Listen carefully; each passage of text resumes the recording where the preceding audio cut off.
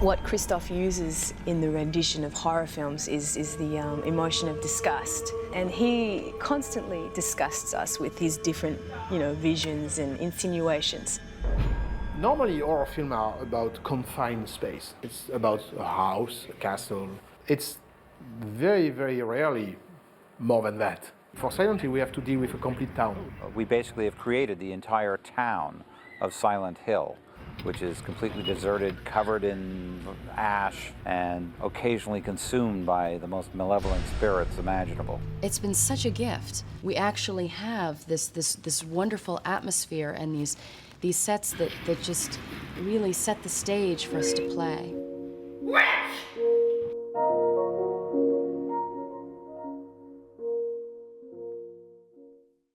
But I think it's great that it's slightly like that. Since a long time, I wanted to work with Carol Spear, who's a very important production designer. She's facing it and they just bend slightly. Silent Hill is a town that has been abandoned for 30 years. The paint is peeling, the walls are crumbling. We had to show things in like 3 or even 4 variations. I mean, we had a set sometimes, other than having one look, had 3 or 4 looks. We have 4 different Silent Hill. So we have a Silent Hill as it exists now today. We have Silent Hill like it was 30 years ago. We have Silent Hill in the fog, and we have a Silent Hill when the darkness arrives and when all the nightmares and the creatures appear. Basically, there's a new set every 60 seconds. So it's a visual feast. There's constantly something new to look at. We were dealing with 106 different sets and locations in the film. It's huge. I mean, for a horror film, I think it's maybe the first time it happened. It was a real challenge to try and put all the sets together and just to create the texture. I have a passion for movies with texture, and texture just, comes with the aging of sets. So I like sets that can have some age and also some history to them. Quiet, action. We found Silent Hill in Brantford. It was probably one of the best finds that we had found in terms of finding a location. She told us, I know a town not far away from Toronto. You will have the type of industrial look that you were looking for to build around that the universe of Silent Hill. Some of the businesses had closed out. They were going through some renovations, so a lot of sections of the whole street had closed down because they were going to renovate it. We were able to go in and redress, and basically to make it look like the town had been abandoned for 30 years. Then you have the sets in the foggy world where there's a certain benign malevolence to them. Everything's gray, there's not much color. The color is more desaturated. Everything is falling apart and dilapidated.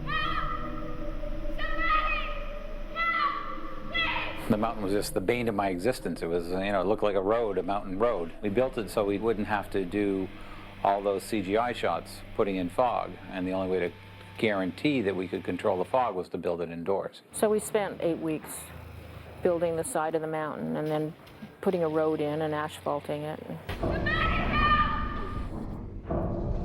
Then the darkness, everything is rusted, everything's decaying even further. It's just a world of rust and blood. And as we get further and further into the story, it goes from a very slight bit of rusting as she goes into the first set of darkness up to the hospital at the end where the walls are almost covered in blood. It's quite horrific, it's almost like a mental hospital that's covered in blood and gore. And it's just very spooky and very disturbing. Maybe get some of those fake blood. I like very much the set where we have the darknesses playing around because it's a hospital, but everything is decay. Everything doesn't exist except in most of your nightmare vision. The hospital was 2 sections. We had a location that we used for the upper floors of the hospital. It was actually a school that we changed into a hospital. That was all aged and made to look like it had been abandoned for 30 years. And then the elevator section was built separately and shot separately. And then this section was the basement. This is the main corridor of the hospital set in the basement. It was revamped and used to make up several different corridors within the space. They give us back our purity. Purity! The sets that I've worked on are remarkably beautiful in the sense that they really serve the universe of the film. We looked for an old factory that was a big, large space with a lot of texture that we could put this meeting hall in the middle, that they had this sort of secret meeting place.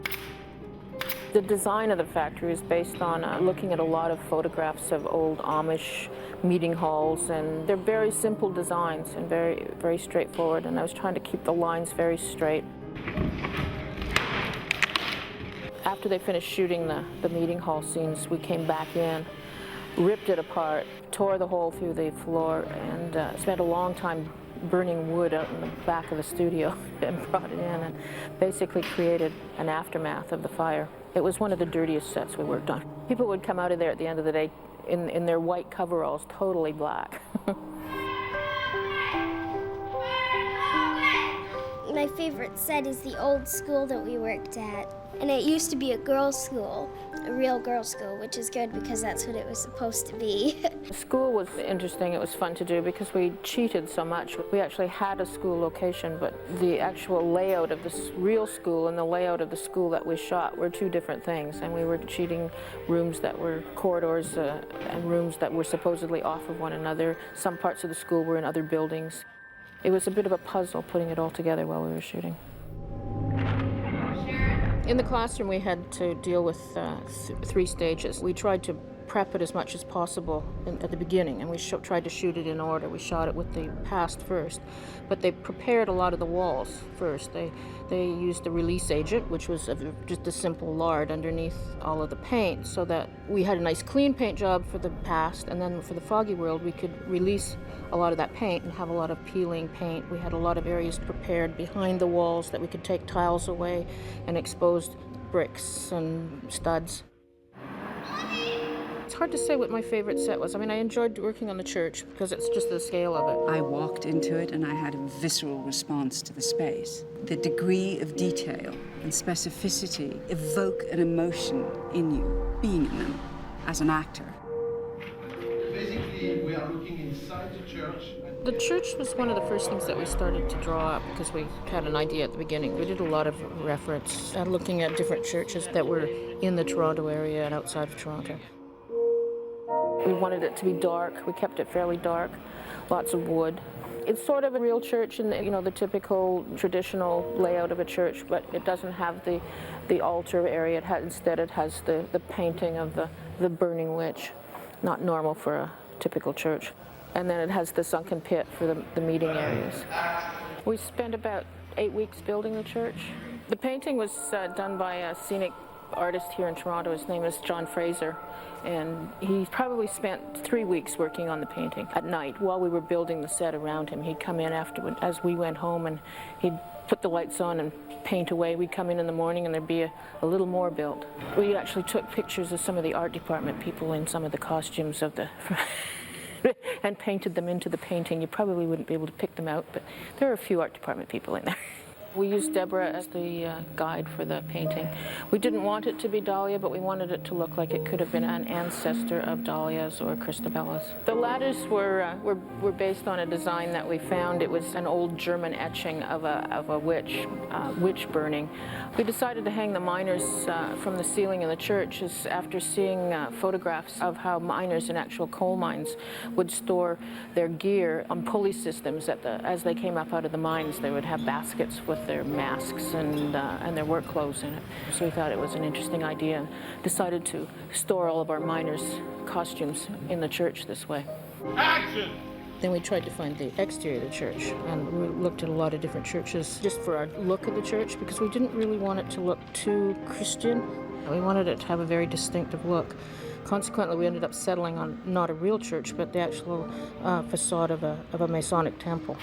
And the stairs leading up to the church, we had tried to find locations for it, but we just couldn't find what we wanted. So we built in the studio a set of stairs that we then composited the church at the top of the stairs, and then we put the face of the church on the outside of our interior set. I think people are going to be surprised. People are going to be surprised by the scale of the film. And I hope that it will help to redefine a new kind of horror film.